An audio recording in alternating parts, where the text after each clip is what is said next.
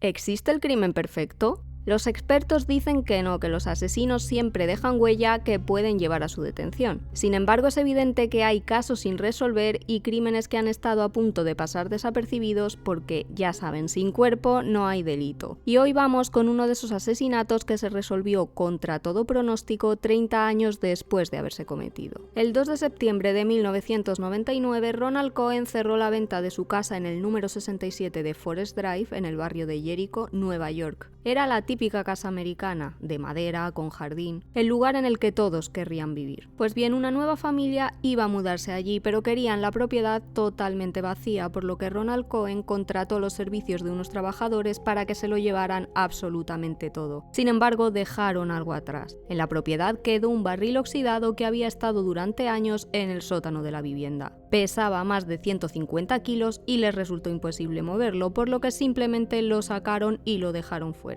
Movido por la curiosidad, Ronald Cohen decidió abrir el misterioso barril para ver qué tenía en su interior, ya que durante décadas no le prestó ninguna atención. Al quitarle la tapa, el hombre se llevó una horrible sorpresa. De él salió un olor nauseabundo que hizo que tuviera que taparse la nariz y la boca. En su interior le pareció descubrir una mano humana. Había también un zapato de mujer de color rojo. Ronald Cohen llamó inmediatamente a la policía para aclarar la situación. Lo que iba a ser un día de mudanza acabó en un trágico descubrimiento que sorprendería a todo Estados Unidos. Hasta la casa del 67 de Forest Drive se trasladaron los agentes, que procedieron a inspeccionar el barril. Dentro encontraron un cuerpo momificado. En el mismo había también pellet de plástico, que es la materia prima con la que se fabrican los productos plásticos tales como envases. Encontraron de igual modo una libreta de direcciones, maquillaje, algo similar a un tallo de plástico y un líquido marrón verdoso que había destruido prácticamente todo lo que había en el interior del barril.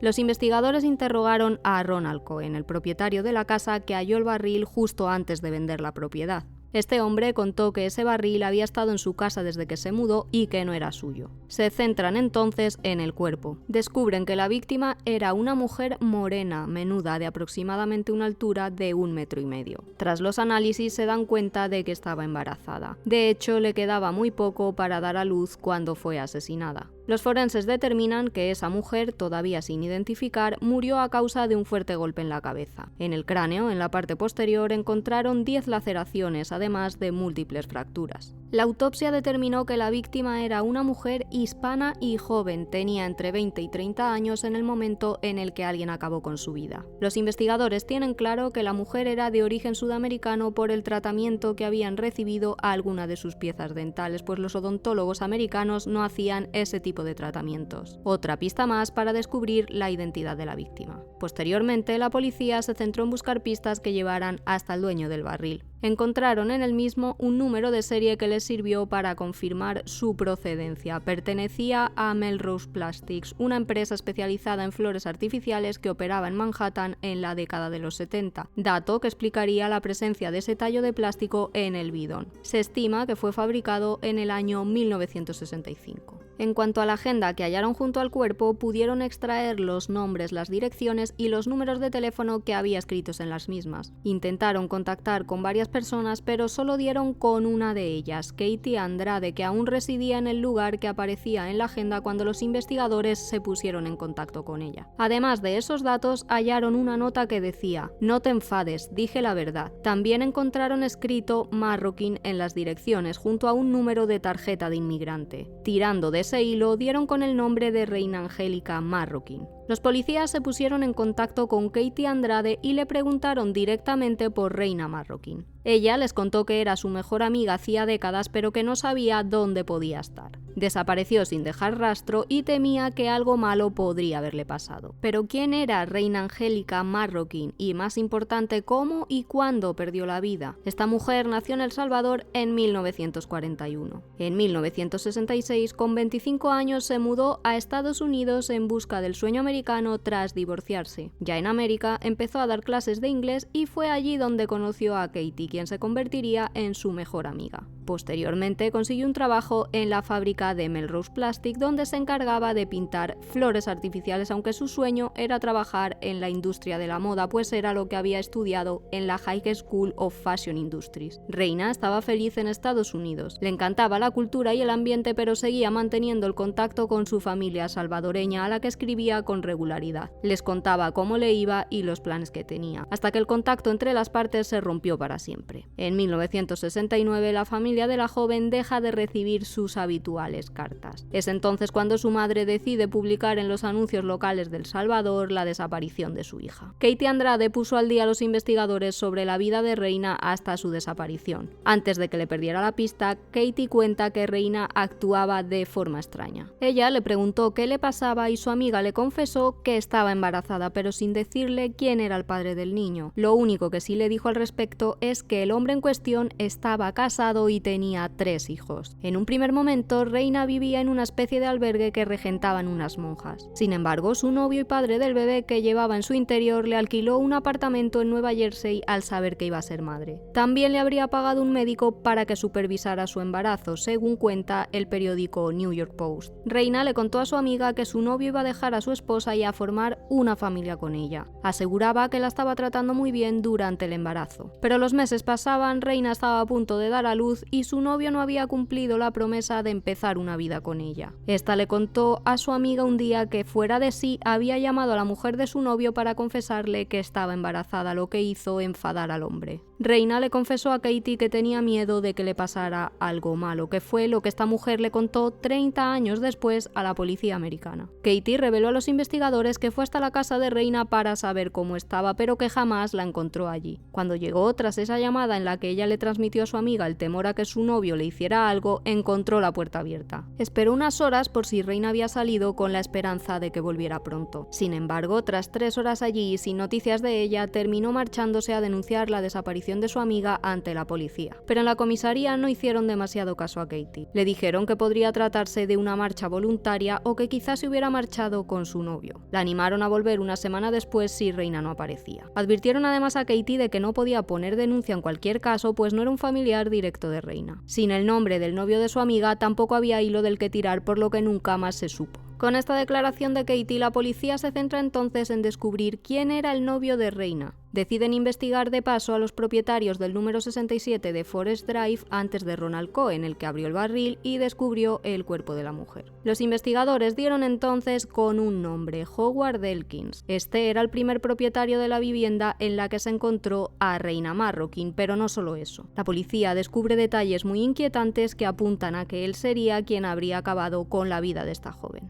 Resultó que Howard Elkins era propietario de Melrose Plastics, de donde salió el famoso barril y donde, recordemos, trabajó esta mujer pintando flores justo antes de que se le perdiera la pista. Howard Elkins era un hombre casado, vivía con su familia y sus 3 hijos y era el jefe de esta empresa. Todos esos datos coincidían con el perfil de novio que Katie le había dado a los investigadores, más detalles que le vinculaban a Reina. Pero de aquello habían pasado ya 3 décadas. ¿Estaría vivo en 1999 Howard Elkins? Es la siguiente pregunta que se hace la policía. Y por suerte para ellos descubren que Howard Elkins efectivamente está vivo. Tiene entonces 71 años, está jubilado y vive en Florida. Los investigadores dan con él el 9 de septiembre de 1999, apenas una semana después del macabro hallazgo. Howard Elkins fue entonces interrogado. Reconoció haberle sido infiel en su día a su mujer, pero aseguró no recordar quién era su amante. Negó conocer a Reina Angélica y dijo a las autoridades que desconocía por completo la presencia de ese barril en su anterior propiedad, pues la casa, recordemos, también era suya.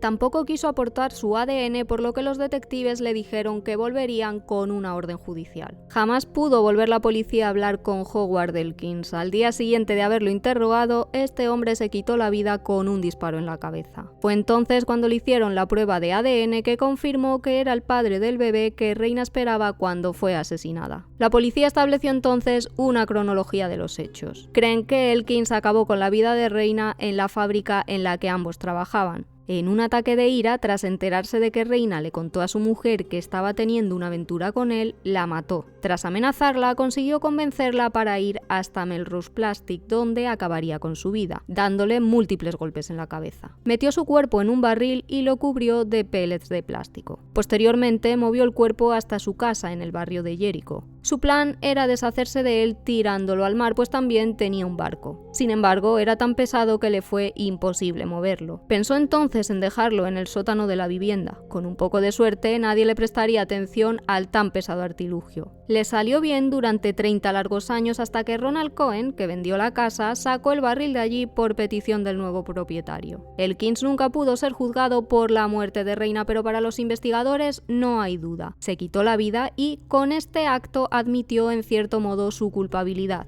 Tras 30 largos años de incertidumbre, la madre de Reina pudo al fin dar sepultura a su hija en El Salvador. Hasta allí repatriaron el cuerpo en avión para que descansara junto a su familia. Apenas un mes después del sepelio, la madre de Reina falleció a los 95 años. Un caso que tiene todos los componentes de cualquier thriller que se precie. Una historia de amor, o más bien de desamor, que acabó con dos vidas, la de Reina y la del pequeño que llevaba en el vientre, y que nos hace plantearnos varias cuestiones. La primera, con la que introducía al principio de todo este episodio del podcast. ¿Existe el crimen perfecto? Pensad que de no haber sido porque Ronald Cohen vendió esa casa y el nuevo dueño la quería vaciar por completo, el cuerpo podría haberse pasado en el barril otras 3 décadas más perfectamente. En tal caso, nadie habría reparado en que allí dentro había un cadáver. Elkins jamás rindió cuentas ante la justicia. Decidió quitarse la vida justo antes de que los investigadores se presentaran en su casa con una orden para comparar su ADN con el del feto de Reina. Vivió por tanto sin castigo durante 3 décadas. Se libró del juicio y de haber pasado por la cárcel por tan cruel asesinato. Puede que no sea el crimen perfecto porque tras 3 décadas es verdad que se descubrió el cuerpo, pero desde luego da que pensar. ¿Os imagináis la mente del asesino? ¿Podría descansar y vivir en paz durante 30 largos años? Y otra pregunta igualmente interesante, ¿cómo es posible que nadie le diera por abrir aquello? A Ronald Cohen le vendieron ya la casa con ese barril en el sótano y jamás pensó en deshacerse de él, ni siquiera sintió la curiosidad de abrirlo o moverlo. Un caso que invita a la reflexión y que nos hace pensar cómo es posible que un asesino haya podido pasar desapercibido con su familia durante 30 largos años.